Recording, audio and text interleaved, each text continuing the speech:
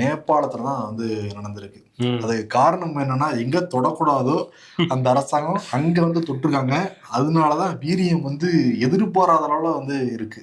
ஏன்னா ஜென்சி வந்து சோசியல் மீடியாலே மூழ்கி இருக்காங்க அப்படிங்கிற ஒரு பேச்சு வந்து இருக்குது. அதை ஒட்டி தான் வந்து அவங்க சட்டமும் போட்டிருக்காங்க. என்ன அப்படின்னா, வாட்ஸ்அப், இன்ஸ்டாகிராம், ஃபேஸ்புக் உள்ளிட்ட 26 சமூக வலைதளங்களை நேபாள அரசு வந்து பேன் பண்ணியிருக்கிறாங்க. இதுக்கு அவங்க ரீசன் என்ன சொல்றாங்க அரசுனா, அதுல நிறைய வெறுப்பு பேச்சு வந்து பரப்பப்படுது, பொய்யான செய்திகள் வந்து அதுல தான் பரவுது, அதே மாதிரி பண மோசடியில் ஆரம்பிச்சு நிறைய மோசடி நடக்குது அப்படின்னு சொல்லி அதனாலதான் நாங்க பேன் பண்றோம் அப்படின்னு அவங்க சொல்லியிருக்காங்க. இன்னொன்று வந்து பெண்களுக்கு எதிரான குற்றம் அதிகமாகுது, கலாச்சாரம் கெடுது, கலாச்சார போர்வையை பொத்திக்கிட்டு பேன் பண்ணியிருக்காங்க. ஆனா அதுக்கு பின்னாடி ஒரு விஷயம் இருக்கதா தான் அங்க உள்ளவங்க எல்லாம் சொல்றாங்க. என்ன அப்படின்னா, இதுலதான் வந்து நிறைய அரசுக்கு எதிரான விமர்சனங்கள், அவங்க பண்ற ஊழல்கள்லாம் வந்து மக்களுக்கு கொண்டு போய் சேர்க்கறது இந்த சோசியல் மீடியாவா தான் இருந்திருக்கு. அதை தாண்டி நெப்போ கிட் அப்படிங்கிற ஒரு பிரச்சாரத்தையும் இது வழியா பண்ணியிருக்காங்க.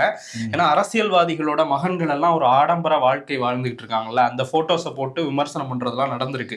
இதெல்லாம் சரி வராதுன்னு இவங்க பேன் பண்ணியிருக்காங்க. பேனா பண்றீங்கன்னு நேற்று ஒரு நாள் தான் போராட்டத்தை ஆரம்பிச்சிருக்கிறாங்க. ஆரம்பிச்ச உடனே அது வந்து ஒரு போலீஸுக்கும் அவங்களுக்குமான ஒரு மோதலா மாறி அதுல 20 பேரை சுட்டு வேற கொண்டிருக்கு நேபாள் காவல்துறை. இதனால வந்து இன்னும் போராட்டம் வந்து வீரியமா வெடிக்க, அந்த நாட்டோட பிரதமர் KP சர்மா ஒலி அவர் வந்து பதவி விலகணும், அவர் ஊழல் ஆட்சி இங்கே கொடுத்துக்கிட்டு இருக்காருன்னு சொல்லிட்டு யூத் அகெயின்ஸ்ட் கரப்ஷன் அப்படிங்கிற வாக்கியங்கள்லாம் பயன்படுத்தி அது ஊழலுக்கு எதிரான ஒரு போராட்டமாகவும் மாறிடுச்சு.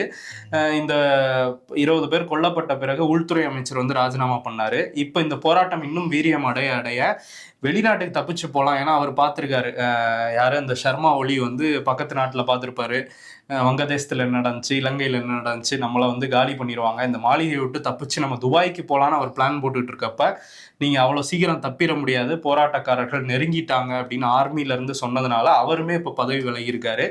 ஸோ அனைத்து கட்சி கூட்டத்தையும் கூட்டியிருக்காரு. நம்ம வந்து எல்லாரும் அமைதியா இருங்கன்னு கேட்டுக்கிட்டு இருக்காரு. இருந்தாலும் இந்த ஊழல் ஒழிகிற வரை நாங்கள் போராடுவோம், மாணவர் போராட்டம் தொடர்ந்து நடந்துட்டு இருக்கு. நிச்சயம் அந்த நாடாளுமன்றத்தையே கூட வந்து கொளுத்திருக்காங்க. பட் அரசாங்க தரப்புல இருந்து என்ன சொன்னாங்கன்னா, இது வந்து சமூக விரோதிகள் ஊடுருவிட்டாங்க, இந்த வழக்கம் போல ஒன்று சொல்லுவாங்கல்ல, அதே அஜெண்டா தான். உலகம் முழுக்க எங்க போராட்டம் தொடங்கினாலுமே காவல்துறை வந்து ஏவல் துறையா வந்து மாத்துவாங்க, சுட்டு வந்து கொல்லுவாங்க, அடிப்பாங்க, துன்புறுத்துவாங்க. அதே மாதிரிதான் நேற்று வந்து நடந்திருக்கு. அந்த பாதுகாப்பு இதெல்லாம் வந்து மீறினாங்க, நாடாளுமன்ற சூழலாம் ஏறி குதிக்க முற்பட்டாங்க, அதனால நாங்கள் சுட வேண்டிய கட்டாயத்துக்கு தள்ளப்பட்டோம்னு சொல்லிட்டு 20 பேர் வந்து கொண்டிருக்காங்க.